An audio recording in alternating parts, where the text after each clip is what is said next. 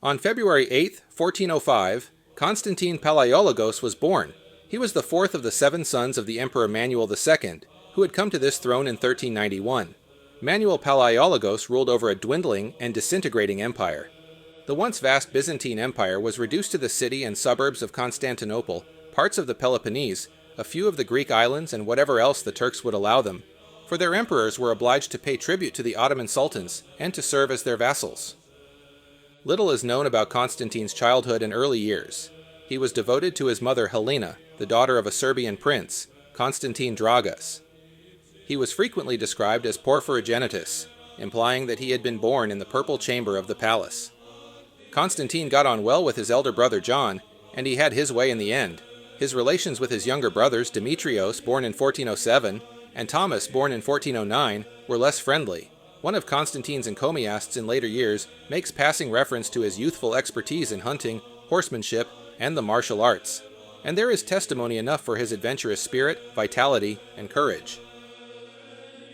He may have inherited something of the character and presence of his father Manuel, which so impressed those who met him on his travels in Western Europe.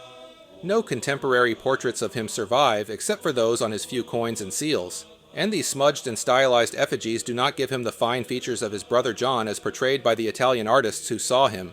Constantine was born into a world whose ruling class was surprisingly multi-ethnic. It was a society constantly under threat of extinction. Intermarriage among its leaders was a means of survival. Many of his family members, from grandfathers, uncles, aunts, cousins, and also his brothers, either married into or were descended from an expansive list of the ruling classes from foreign empires. These families included people from Savoy, Florence, Genoa, Bulgaria, Turkey, Russia, France, Trebizond, and Rimini. Constantine himself married twice, and both of his wives were Italian. As the child of a Serbian mother and a half-Italian father, it is hard to describe Constantine as a Greek. Like most of his Greek-speaking contemporaries, he thought of himself as a Roman, a Romaios or Byzantine.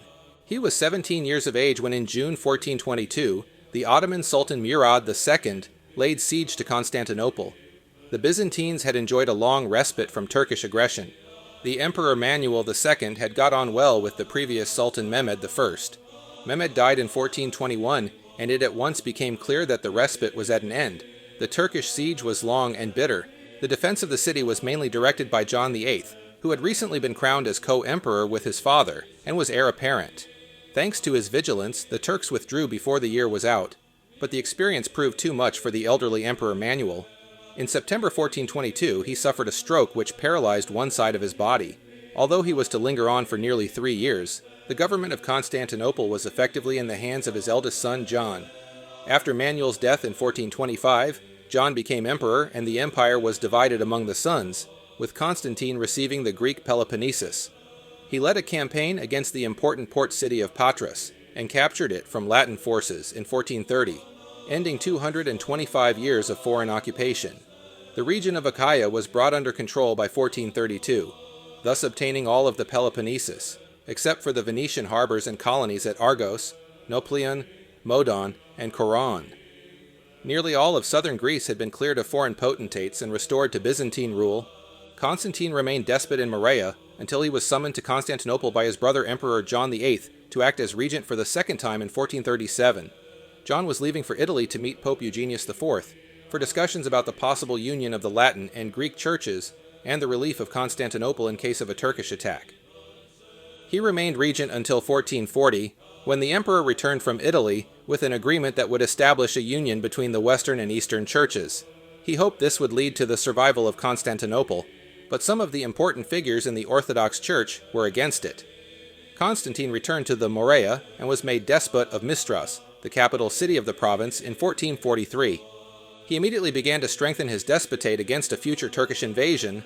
However, in 1446, the Turks under Sultan Murad attacked with a large army and left many of Constantine's defenses and cities in ruin before withdrawing. It was only the winter weather that saved Morea from even greater destruction. In June 1448, his brother Theodore died, and on October 31st, Emperor John VIII died, leaving Constantine as the likely successor. The emperor's mother Helena, also widow of Manuel II, chose Constantine, and the two remaining brothers accepted her decision. He became Emperor Constantine XI on January 6, 1449.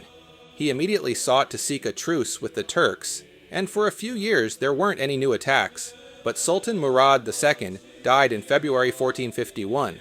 However, his son and heir Mehmed II was young and ambitious and known to be hostile to the Christian cause. He was only 19 years old when he succeeded his father, and for a time he was able to hide his aggressive nature behind a facade of goodwill.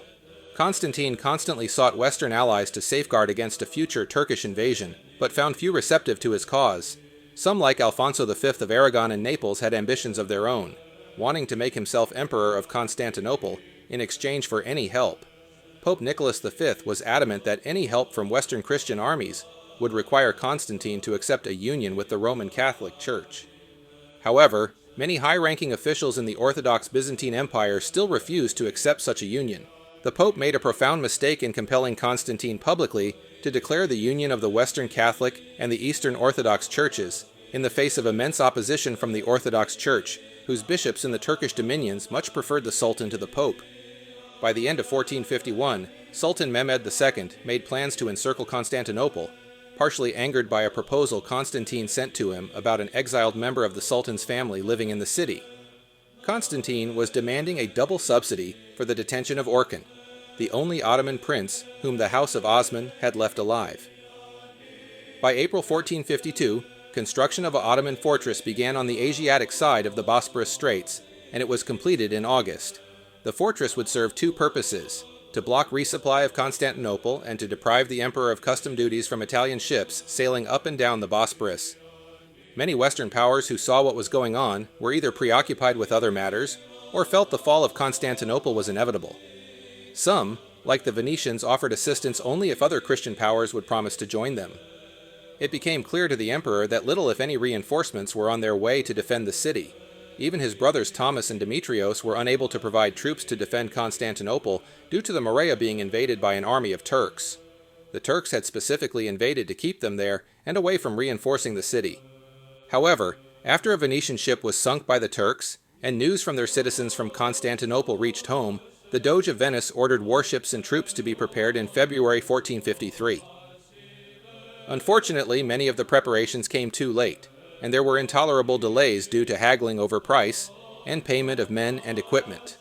In April 1453, the Turkish Sultan and his army arrived near the land gates of Constantinople, and soon afterwards the rest of his forces arrived and camped within firing range of the city. A steady bombardment of the defensive walls began. As some of the land walls started getting damaged or destroyed, Constantine sent a message to Mehmed begging him to withdraw and make peace. He offered whatever tribute the Sultan might ask, as long as the city remained in the hands of Constantine. Mehmed, too close to victory to turn back now, replied, "Either I shall take this city, or the city will take me, dead or alive. If you will admit defeat and withdraw in peace, I shall give you the Peloponnese and other provinces for your brothers, and we shall be friends.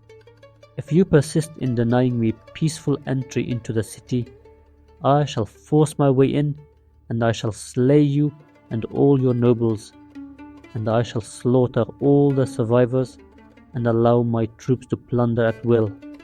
The city is all I want, even if it is empty." Constantine did not trouble to reply. For him, the idea of abandoning Constantinople was unthinkable. He refused to run away or escape as many urged him to do. He was going to stay and defend the city until the bitter end. His only hope was the promised Venetian fleet, but it too was not to arrive in time to help. A Genoese nobleman named Giovanni Giustiniani arrived at Constantinople as a volunteer in January 1453, bringing a company of 700 troops. He was an experienced professional soldier and renowned for his skill in siege warfare. The emperor gladly appointed him to take general command of the defense of the walls on the landward side. On May 28, 1453, Constantine gave a public speech to the people and defenders of the great city, clearly knowing the attack could come at any moment. It did, as the Turks attacked without warning in the early hours of the next day. For 6 hours, Giustiniani and Constantine held the Turks' relentless attacks back, including from their best troops, the Janissaries. Everything changed when Giustiniani was badly wounded and had to be evacuated to a Genoese ship in the harbor. When they saw that their commander had left them, Giustiniani's men lost heart. The defense wavered. The Janissaries saw their chance. Constantine and his troops fought on with desperation, but without much hope after their Genoese allies left them to it. The Janissaries gained control of the outer wall, and then scaled the inner wall as well. Meanwhile, a band of about 50 Turks broke in through a little gate in the wall called Kirkaporta. They were the first of the Sultan's army to enter the city. They mounted the tower above the gate and raised the Ottoman flag. Their comrades understood the signal and echoed the shouts from within that the city had been taken. They stormed in through the breaches that the guns had made in the walls. The defenders began to panic when they saw themselves surrounded with no way of escape. The emperor did all that he could to rally them. At the end, the fighting had become hand-to-hand. It was fiercest at the gate called St. Romanos, where the inner wall had been breached, and it was probably there that Constantine Palaiologos was last seen alive. He had thrown away his regalia. He was killed fighting as a common soldier to stem the flood of infidels pouring into his Christian city. Greek historian Critoboulos, who was a civil servant working for Mehmed II, recounts a first-hand account of the sack of the city. Nothing will ever equal the horror of this harrowing and terrible spectacle. People frightened by the shouting ran out of their houses and were cut down by the sword before they knew what was happening. And some were massacred in their houses where they tried to hide, and some in churches where they sought refuge.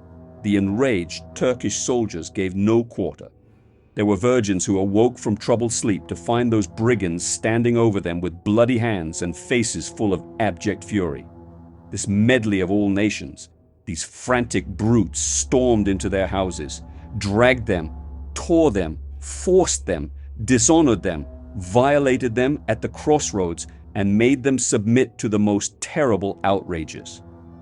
Old men of venerable appearance were dragged by their white hair and piteously beaten.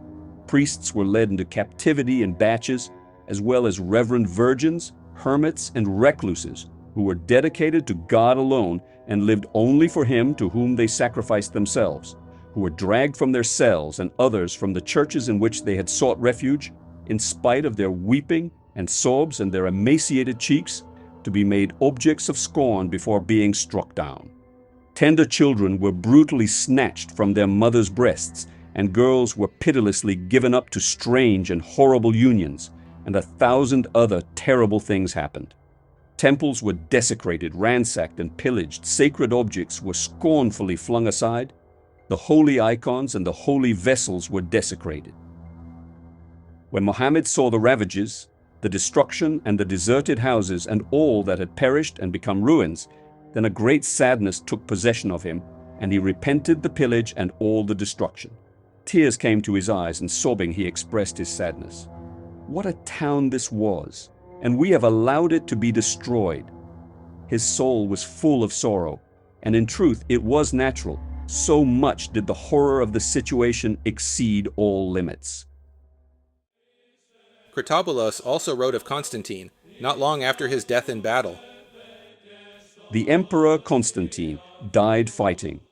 He was a wise and moderate man in his private life and diligent to the highest degree in prudence and virtue, sagacious as the most disciplined of men. In political affairs and in matters of government, he yielded to no one of the emperors before him in preeminence. Quick to perceive his duty, and quicker still to do it, he was eloquent in speech, clever in thought, and very accomplished in public speaking. He was exact in his judgments of the present, as someone said of Pericles, and usually correct in regard to the future. A splendid worker, who chose to do and to suffer everything for his fatherland and for his subjects. Constantine Palaiologos was more celebrated after his death than ever he had been during his short and unhappy reign as emperor. Even the more sober and nearly contemporary reports, however, are at variance as to the fate of the Emperor Constantine. Some make no mention of his death. Others record simply that he was killed in the fighting. A few have it that he escaped. However, it is almost unanimous that by all accounts and evidence that Constantine died while defending the city from the Turkish attack. It is likely that his body was eventually found, and his head was cut off and stuffed with straw and paraded around the Muslim courts. The Turkish conquest of Constantinople in 1453 was an event that shocked the Christian world. It was widely reported at the time and lamented for many years afterwards.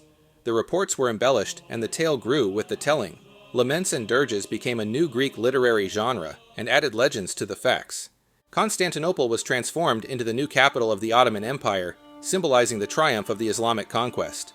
The city was adorned with magnificent Islamic architecture, including domed mosques, towering minarets, and vibrant bazaars.